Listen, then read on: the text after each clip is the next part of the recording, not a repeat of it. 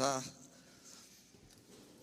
Muita alegria, vamos prosseguir com a nossa série do Sermão da Montanha. Para você que está conosco há um bom tempo, nós já passamos por todas as bem-aventuranças, para ser mais exato, pelas 8 bem-aventuranças do Sermão do Monte. Na sequência, nós falamos sobre a vocação profética dos filhos de Deus, de sermos sal da terra e luz do mundo. No domingo passado, nós falamos sobre a relação da lei do Antigo Testamento com a vida cristã, onde Jesus afirma, dizendo que ele não veio para revogar a lei, mas ele veio para cumprir a lei de Deus por nós, porque nós não damos conta de cumprir a lei, e Cristo fez isso por nós. E a partir de hoje nós vamos ingressar numa temporada dentro do Sermão da Montanha, onde Jesus ele começa a pegar mandamentos específicos do Antigo Testamento e trazer a real interpretação de cada um desses mandamentos. E o mandamento que nós falaremos hoje é o 6º mandamento, que diz: não matarás. Portanto, o tema da mensagem essa noite é: não mate os seus irmãos. Eu peço a você que, por gentileza, abra comigo a sua Bíblia no Evangelho de Mateus, capítulo 5, a partir do verso 21. Mateus, capítulo 5, a partir do verso 21, até o verso 26.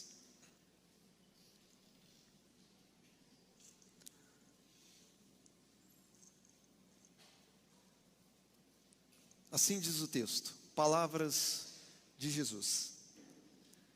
Vocês ouviram o que foi dito aos antigos: não mate, e ainda quem matar estará sujeito a julgamento.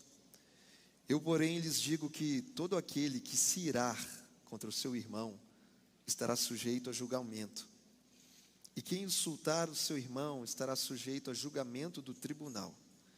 E quem o chamar de tolo estará sujeito ao fogo do inferno. Portanto, se você estiver trazendo a sua oferta ao altar, e lá se lembrar que o seu irmão tem alguma coisa contra você, deixe diante do altar a sua oferta, e vá primeiro reconciliar-se com seu irmão, e então volte e faça a sua oferta. Entre em acordo sem demora com o seu adversário, enquanto você está com ele a caminho, para que o adversário não entregue você ao juiz, o juiz entregue você ao oficial de justiça, e você seja jogado na prisão. Verso 26. Em verdade lhe digo que você não sairá dali, enquanto não pagar o último centavo. Apenas até aí, feche seus olhos.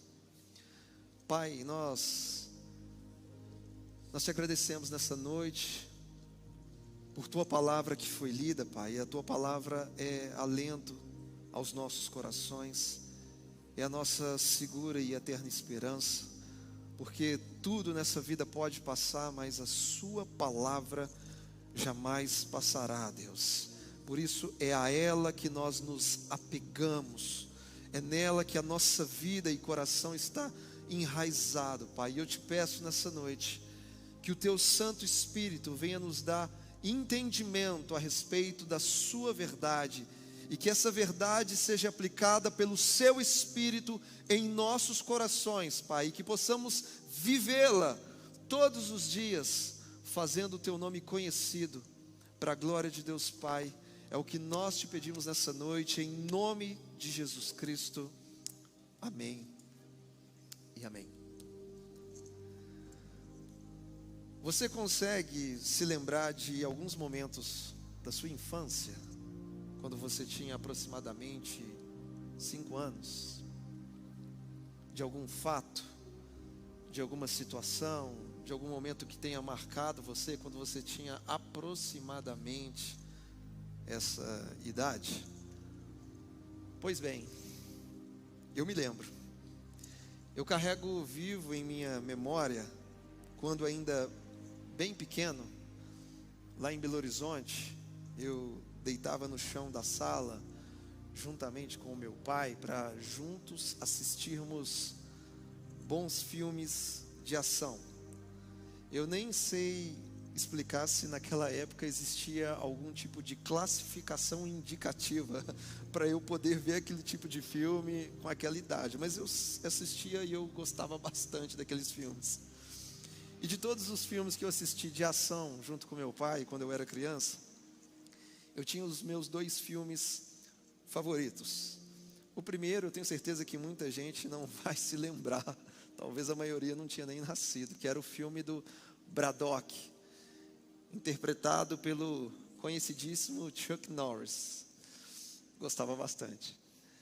E o segundo filme de ação que eu mais gostava também era o filme do Rambo, interpretado por Sylvester Stallone. E eu me lembro que quando eu vi o primeiro filme da série do Rambo, eu percebi que o filme tinha um nome complementar, porque no inglês o nome do filme era First Blood, que significa primeiro sangue, fazendo menção àquele que atira primeiro. Só que na tradução para o português, eles colocaram um título e também um subtítulo. Então, o título do filme era Rambo e o subtítulo era Programado para Matar. E naquela época, enquanto criança, se alguém me perguntasse o que significava ser programado para matar, certamente eu não teria capacidade de explicar o que significava isso. Só que hoje, na fase adulta, eu sei muito bem explicar o que é um ser humano programado para matar. E não apenas sei explicar, como hoje, pela graça de Deus, tenho capacidade de fazer um contraponto bíblico. Afinal de contas, ao lermos o relato da criação, ao olharmos para Gênesis, nós vamos perceber que o nosso Deus, Ele não criou o ser humano programado para matar. Nós entendemos que Deus não criou o ser humano programado para morrer, mas Deus criou o ser humano programado para viver eternamente. Sabemos que com a entrada do pecado no mundo, a humanidade foi corrompida e aquele que foi programado para viver eternamente, passou então a experimentar a morte e a matar os seus próprios irmãos. E tudo isso tem muito a ver com a mensagem de hoje, com o tema não mate os seus irmãos, porque o Criador não nos criou programados para matar ninguém. E com base nessa afirmativa, nós vamos trabalhar pelo menos 2 direções, 2 mandamentos que Cristo nos apresenta no texto que foi lido essa noite. E o primeiro deles, como nós já abordamos no próprio título, é não mate. É isso que Jesus está nos dizendo, não mate. Porque o verso 21, ele introduz dizendo: vocês ouviram o que foi dito aos antigos, não mate. E aqui nós entendemos que dentre os 10 mandamentos que estão registrados em Êxodo capítulo 20, temos o 6º mandamento que diz não mate, ou conforme algumas traduções, não matarás, e que na verdade a melhor tradução para isso seria não assassinarás. Então aqui a gente entende que o mandamento de Deus proíbe o homicídio doloso. O mandamento de Deus proíbe o assassinato de qualquer ser humano, seja ele idoso, jovem, adolescente, criança, inclusive um bebê no ventre da sua mãe. Até mesmo um embrião, um feto em seu estágio de desenvolvimento intrauterino. É por isso que nós, como igreja, somos contra o aborto, porque aborto é assassinato. E o assassinato quebra o mandamento de Deus que nos diz: não mate. Então a ordem de Deus é expressa, é clara, é evidente, é elementar a todos nós. Deus está dizendo para não matar, para não sermos assassinos. E por trás desse mandamento que diz não mate, está implícito o princípio de que a vida humana deve ser preservada em todo o tempo. Sendo assim, os rabinos do primeiro século acreditavam que o mandamento para não matar era cumprido ou obedecido simplesmente quando não se cometia qualquer assassinato de primeiro grau. Contudo, Jesus nos mostra que esse mandamento de não matar é muito mais profundo do que o ato externo em si. Porque Jesus nos revela a essência do mandamento. Ele nos ensina que o pecado de assassinato pode estar presente na ação e também na intenção. O pecado de assassinato está presente no ato e também na origem do ato, ou seja, no coração humano. E no verso 22, Jesus nos dá pelo menos 3 exemplos de assassinatos que acontecem dentro de um coração que está transbordando de ódio e de ira. Então Jesus começa falando da ira, e nesse contexto ele está falando aos seus discípulos, e ele diz o seguinte: todo aquele que se irar contra o seu irmão estará sujeito a julgamento. Portanto, aqui a palavra irmão indica que os discípulos de Jesus formam uma irmandade, e nessa irmandade de fé não pode existir essa ira pecaminosa e cheia de ódio. De acordo com o texto original, a ira que Jesus faz menção, ela pode se manifestar de 2 formas. É o que nós chamamos de ira para dentro ou ira para fora. A ira para dentro equivale a estar amargurado, raivoso, carregado de rancor, ao ponto de ter o desejo de distanciar-se dos seus irmãos na fé. Essa é a ira para dentro. Em contrapartida, nós temos a ira para fora, que equivale a estar colericamente agitado, furioso, agressivo, completamente duro, tanto em ações quanto em palavras. Portanto, a ira pecaminosa, segundo o ensino de Jesus, é um homicídio que acontece dentro do coração. E não para por aí, porque Jesus também fala de uma outra forma de ira, é a ira em forma de insulto. Porque ele diz: e quem insultar o seu irmão estará sujeito a julgamento do tribunal. Em outras traduções bíblicas, a palavra insulto é traduzido como raca, que é um termo aramaico que significa estúpido, cabeça oca, ou então um termo comum do primeiro século que dizia o seguinte: eu cuspo em você, demonstrando ali total insulto. E Jesus também nos fala de uma ira em forma de palavras de desprezo, porque ele diz: e quem chamar de tolo seu irmão estará sujeito ao fogo do inferno. E aqui a palavra tolo também pode ser traduzida como louco ou idiota, ou qualquer outro termo que indique desprezo total de uma pessoa, de um ser humano. Quem lança palavras de desprezo em relação ao irmão, segundo Jesus, está sujeito ao fogo do inferno. Porque todo ser humano, meus irmãos, todo ser humano foi criado à imagem e semelhança de Deus. Portanto, não se brinca e não se zomba daquilo que é a imagem de Deus. Se você fere, se você despreza aquilo que é a imagem de Deus, é como se você estivesse desprezando o próprio Deus. E aqui nós entendemos que essa ira pecaminosa, tanto em forma de insulto, quanto em palavras de desprezo, ela é sempre destrutiva. E quando não controlamos essa ira, ela pode explodir ou implodir. Quando ela explode, ela faz com que a gente ataque tudo e todos ao nosso redor. Mas quando a ira implode, ela nos destrói por dentro. Ela acaba com a nossa saúde, ela acaba com as nossas emoções. Então preste atenção. O mandamento de Deus diz para não matar. E Jesus nos ensina a interpretar esse mandamento.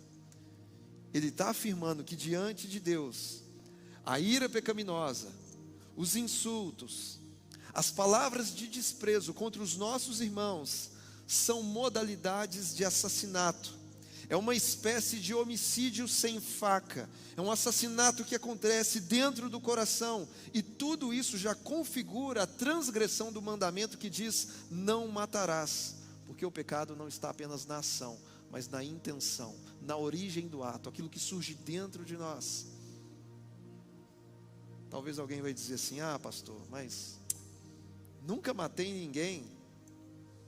Será?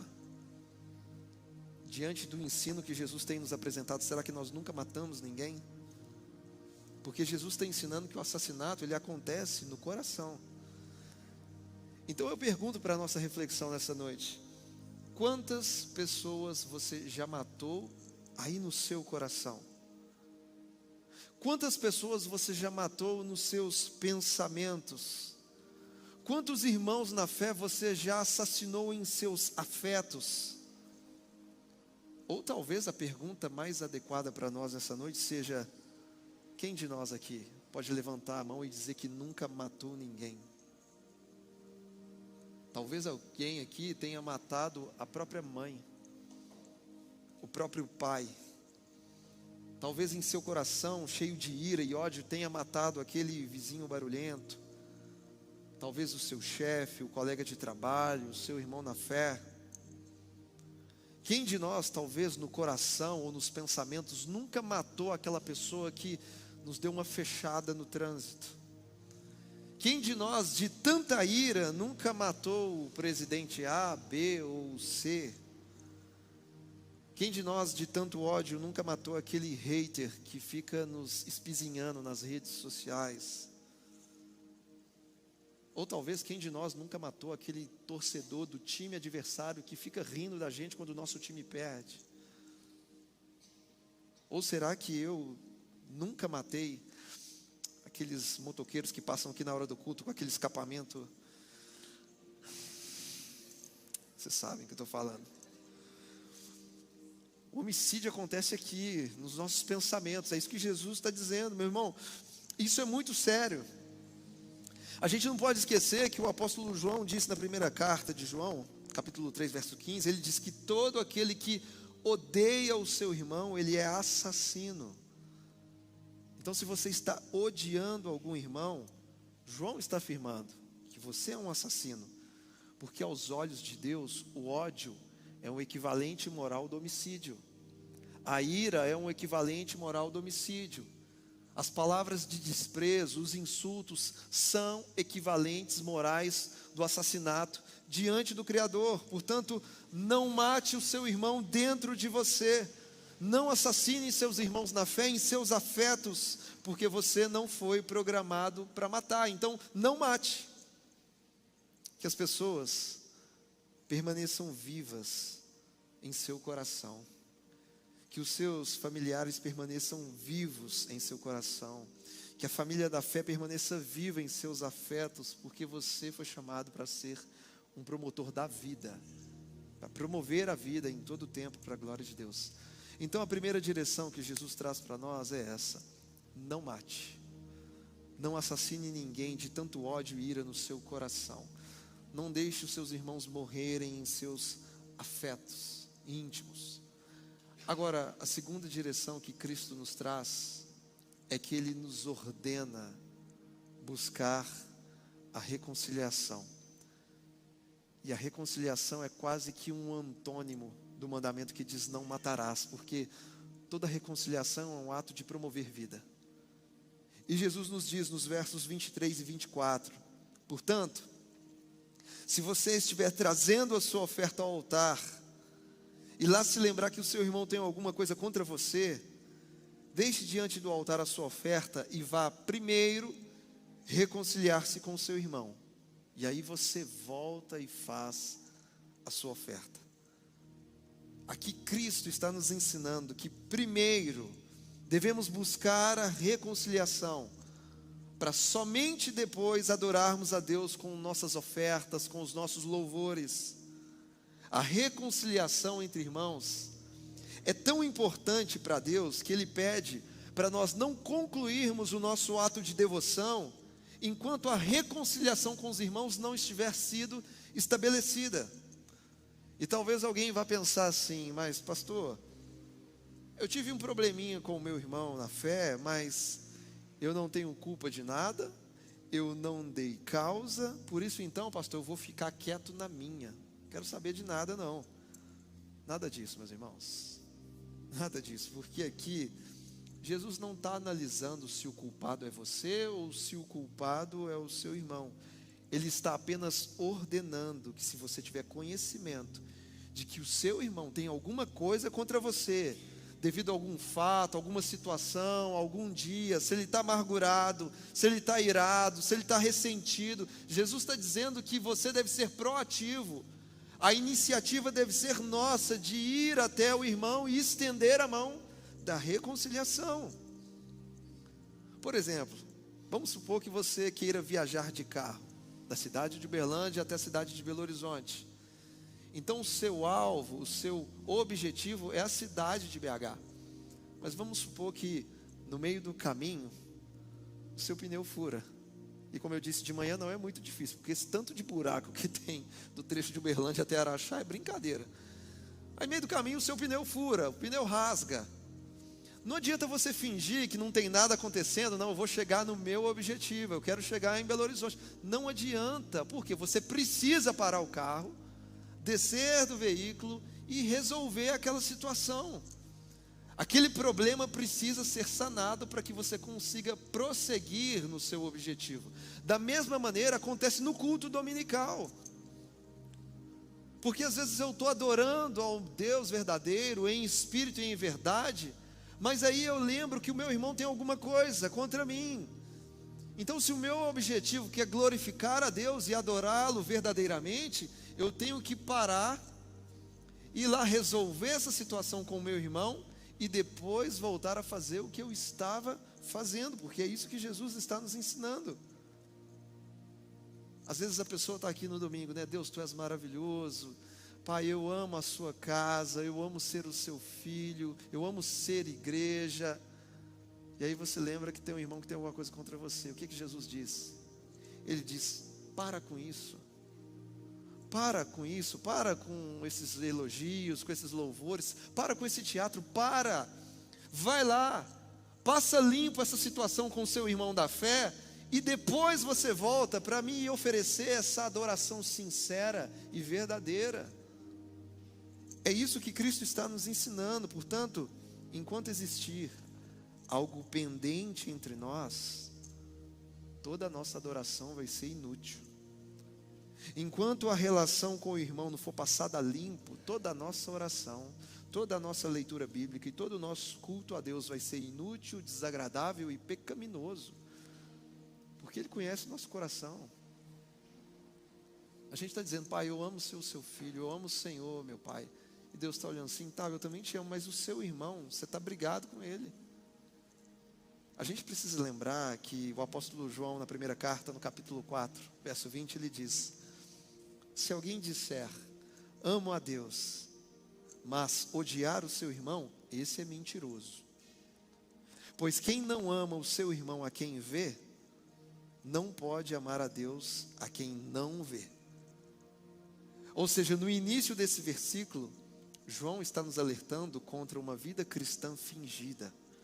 Porque se alguém abre a boca para dizer que ama a Deus, mas na prática odeia o irmão, essa pessoa tem uma vida cristã mentirosa, ela não tem simetria de caráter.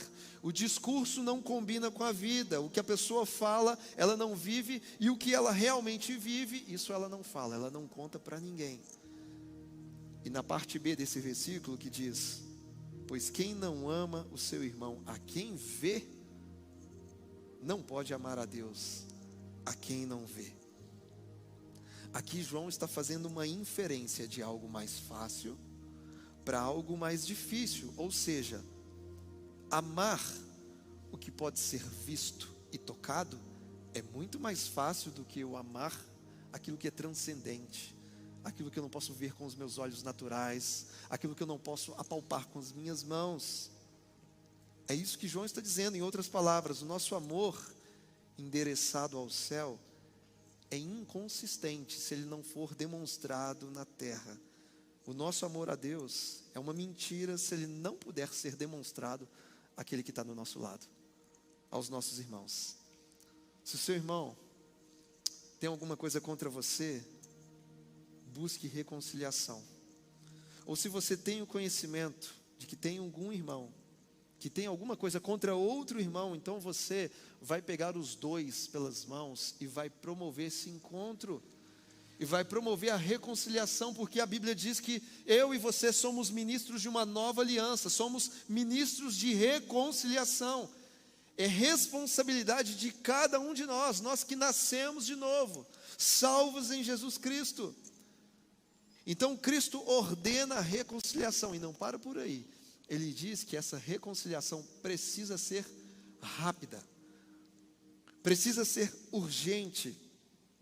E ele traz para nós uma ilustração nos versos 25 e 26, quando ele diz: entre em acordo sem demora com o seu adversário, enquanto você está a caminho com ele, para que o adversário não entregue você ao juiz, o juiz entregue você ao oficial de justiça, e você seja jogado na prisão. E em verdade lhes digo que você não sairá dali enquanto não pagar o último centavo. É claro que essa ilustração traz um apontamento vindouro. Essa prisão está relacionado ao juízo do fogo eterno, do inferno. Então, enquanto nós estamos a caminho com os nossos irmãos, esse é o tempo de nós buscarmos a reconciliação. Jesus apresenta para nós a ilustração de um julgamento público, e ele diz no início do verso 25: entre em acordo sem demora. Essa é uma expressão que indica urgência. Então, reconciliação não é algo que você deixa para depois, para a semana que vem, para mês que vem, não. Seja rápido em buscar reconciliação com seus irmãos, para que você volte a adorar a Deus em espírito e em verdade. Pela manhã, eu compartilhei um testemunho de uma irmã chamada Adele, e eu disse que quando eu escuto alguns testemunhos, sinceramente, eu vejo que eu preciso me converter todos os dias. A irmã Adele, ela passou por momentos de tragédia, perdão e reconciliação. Adele era esposa de um pastor. Eles moravam num vilarejo em Ruanda, na África Ocidental. E um certo dia o vilarejo foi atacado por um grupo de rebeldes. Adele e seu marido, juntamente com outros moradores, fugiram de casa e eles conseguiram se esconder dentro de uma igreja católica, pensando que talvez os rebeldes respeitariam aquele santuário. Mas não respeitaram. Eles entraram naquela igreja e começaram a gritar, pedindo que os líderes daquele vilarejo se colocassem de pé, que eles fossem identificados. E como ninguém se colocou de pé, o pastor, marido de Adele, ficou de pé, e naquele momento ele foi brutalmente espancado com uma machadinha. Eles bateram tanto nele, e por fim eles cortaram a garganta dele. E enquanto jorrava sangue para todo lado, ele, em seu último suspiro, ele estava orando por aquele agressor, orando por aquele que estava lhe atacando com a machadinha. Depois disso, a Adele também foi violentamente atacada pelo mesmo autor que havia matado seu marido. E a Adele levou machadadas nas costas, na cabeça e nas mãos. E naquele dia, 45 pessoas morreram e 15 apenas conseguiram fugir daquela tragédia. A Adele ficou semi-morta entre os cadáveres por 3 dias, com seu coração batendo bem fraquinho. E quando os rebeldes foram embora, o pessoal da cidade veio para enterrar os mortos. E eles encontraram Adélia ainda com vida. Eles limparam as feridas dela, levaram ela para o hospital. E Adélia demorou 3 anos para se recuperar fisicamente daqueles ataques. Depois de se recuperar, ela tomou conhecimento de que aquele bando de rebeldes havia sido preso. E ela pensou o seguinte: eu posso ficar amargurada, eu posso ficar irada, eu posso ficar ressentida, mas eu não vou fazer isso. Eu vou para os presídios pregar o evangelho e levar cura a todos os assassinos. Havia uma prisão perto da casa de Adélia, e ela se tornou a mãe daquela prisão. Ela levava roupas, levava comida, sempre servia com muito amor. Até que um dia na prisão, um jovem chamado Luiz se jogou aos pés dela, começou a beijar os pés dela e chorando, gritando, ele pedia perdão.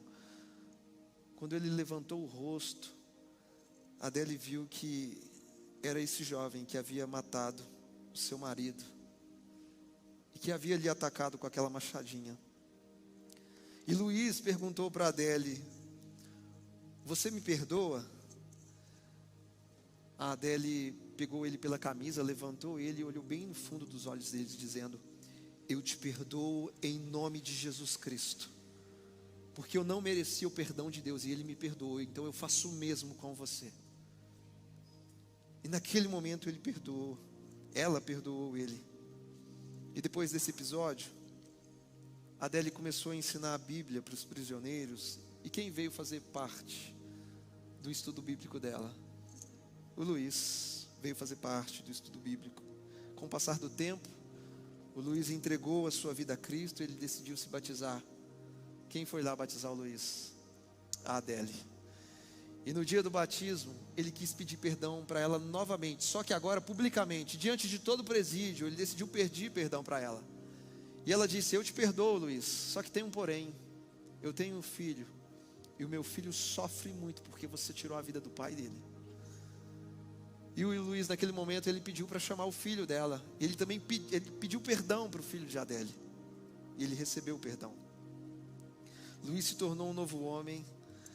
A graça de Deus fluía em sua vida. E depois de 3 anos, devido ao seu bom comportamento, o governo de Ruanda o libertou da prisão. Só que agora Luiz, ele não tinha para onde ir. E o que aconteceu? Adélia adotou o jovem Luiz como seu filho e ele foi morar com ela. Resumindo, Adélia era uma verdadeira discípula de Jesus Cristo. Ela quebrou o ciclo da maldade. Ela interrompeu a campanha da morte. Ela não pagou o mal com o mal. Ela não desejou matar aquele jovem, mas decidiu proporcionar uma graciosa reconciliação. Pelo poder do Espírito Santo, ela perdoou, ela evangelizou, ela batizou, ela adotou como filho o jovem que tirou a vida do seu próprio marido, que lhe havia lhe agredido. E às vezes, em nossa experiência de fé, por questões tão fúteis, por questões tão banais, tão pequenas, a gente deixa de buscar reconciliação com o nosso irmão. E nessas horas eu penso e chego à conclusão de que o que nós precisamos é de um arrependimento diário, é de uma conversão diária. Todos os dias eu e você precisamos caminhar na mesma direção da palavra de Jesus, que nos diz: se alguém quer vir após mim, negue a si mesmo, tome a sua cruz e me siga. E eu quero encerrar dizendo que só é possível acabar com o desejo de matar alguém se nós cometermos um outro tipo de assassinato, que é o assassinato da nossa natureza pecaminosa. Somos chamados para matar o nosso eu interior, aquele eu que vive exigindo que tudo aconteça do nosso jeito, aquele eu que me faz sentir melhor do que todo mundo, aquele eu interior que sempre busca vingança e justiça com as próprias mãos. É por isso que Paulo aos Colossenses vai dizer: fazei, pois, morrer a vossa natureza terrena. É Paulo quem disse isso. E o apóstolo Paulo foi alguém que praticou o homicídio de verdade. Ele era um assassino religioso. Mas depois que ele foi encontrado por Cristo, ele aprendeu a morrer para si mesmo. Por isso que em Gálatas 2:20 ele disse: já não sou eu quem vive, mas é Cristo quem vive em mim. A única forma de você não mais matar os seus irmãos é morrendo para si mesmo. Porque só existe um assassinato que é santo. É o assassinato do nosso ego. É o assassinato da nossa justiça própria. Quando você aprende a morrer para si, você deixa de matar os seus irmãos. Quando você aprende a morrer para si mesmo, você também aprende a promover a verdadeira vida. Portanto, o convite a todos nós nesta noite é: não mate os seus irmãos. Morra para si mesmo. Busque a reconciliação e deixe Cristo viver em você e através de você. Porque por mais que temporariamente você sofra o dano, a Bíblia diz que existe uma recompensa eterna para os filhos de Deus. O sofrimento é temporário, mas a glória maravilhosa que há de se manifestar, ela será eterna. Nisso está a nossa esperança. As lágrimas de agora não se comparam com a alegria do porvir, com a promessa de Cristo Jesus. Você não foi programado para matar, você foi programado para viver eternamente e para promover vida por meio da vida de Cristo que foi derramada sobre o seu coração por meio do Espírito Santo. Esse é o nosso dever, essa é a nossa missão. Se você puder ficar de pé no seu lugar e fechar os seus olhos por um instante. Pai, nessa noite nós te exaltamos pela beleza da sua palavra, Pai. Pela verdade que nos confronta, pela verdade que nos exorta, que nos consola. E como igreja, ó Deus, nessa noite nós queremos te pedir que o Senhor tenha misericórdia das nossas vidas, Pai. Perdoa-nos todas as vezes que nós, de tanto ódio, matamos alguém em nossos corações, em nossos pensamentos, Deus. Que o Teu Espírito Santo venha restaurar as nossas vidas, venha restaurar os nossos afetos, ó Pai. E que possamos ser sempre, em todo o tempo, diante de cada circunstância, diante de cada irmão na fé, que venhamos a ser promotores da verdadeira vida que emana do alto, ó Pai. Ó Deus, para aqueles que foram feridos, para aqueles que foram atacados por pessoas, para aqueles que estão decepcionados profundamente com alguém, seja um parente, seja um irmão da fé, ó Pai, que o Senhor nos ajude, ó Deus. Primeiro trazendo consolo, e em segundo lugar nos trazendo a verdadeira vida que promove reconciliação. Independente se estamos certos ou errados, Pai, a nossa responsabilidade é derrubar os muros da inimizade e construir as pontes da reconciliação, as pontes da paz. Mas nós reconhecemos que na nossa própria força a gente não dá conta, Pai. Por isso nós te pedimos que o Teu Espírito, que em nós habita, possa nos capacitar, que a plenitude, que o enchimento do Seu Espírito em nossos corações venha atrair o caráter de Cristo para o nosso viver, para as nossas palavras, para os nossos pensamentos, para cada ato, para cada intenção que se passa em nossas vidas, em nossas almas, Pai. Que tudo esteja alinhado com o caráter de Jesus, que possamos enxergar o nosso irmão, não as suas falhas, não os seus ataques, não os seus erros, mas enxergá-lo como alguém que foi feito à imagem e semelhança de Deus. Porque somente assim nós conseguiremos viver em paz, Pai, porque a Tua imagem, a Tua semelhança foi revelado na vida do próximo, e o nosso papel é liberar amor, misericórdia, perdão, reconciliação.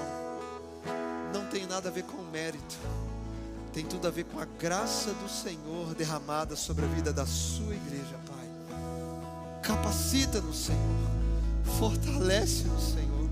E que possamos viver essa palavra todos os dias, para a sua glória, em nome de Jesus. Amém, amém e amém. Amém, meus irmãos? Vamos manter todo mundo vivo aqui dentro, para a glória de Deus Pai. Até os motoqueiros que passam aqui na hora do culto, né, Danilo? Tem que fazer uma multa para esse pessoal, né? É uma forma de demonstrar amor, né? Glória a Deus. Mantenha a sua sogra viva no seu coração. Né, pastor Rancho? Mantenha os atleticanos, os cruzeirenses vivos no coração. Porque você não é o Rambo, viu? Você não é programado para matar. Você foi programado para viver eternamente e para promover a verdadeira vida. E que isso seja verdade nas nossas relações, em nome de Jesus. Amém? Que o amor do Pai, que a graça de Deus Filho, que a comunhão do Espírito Santo seja sobre as nossas vidas hoje e até a volta de Jesus. Você vai em paz, promovendo vida nessa semana para a glória de Deus. Deus abençoe, meus irmãos.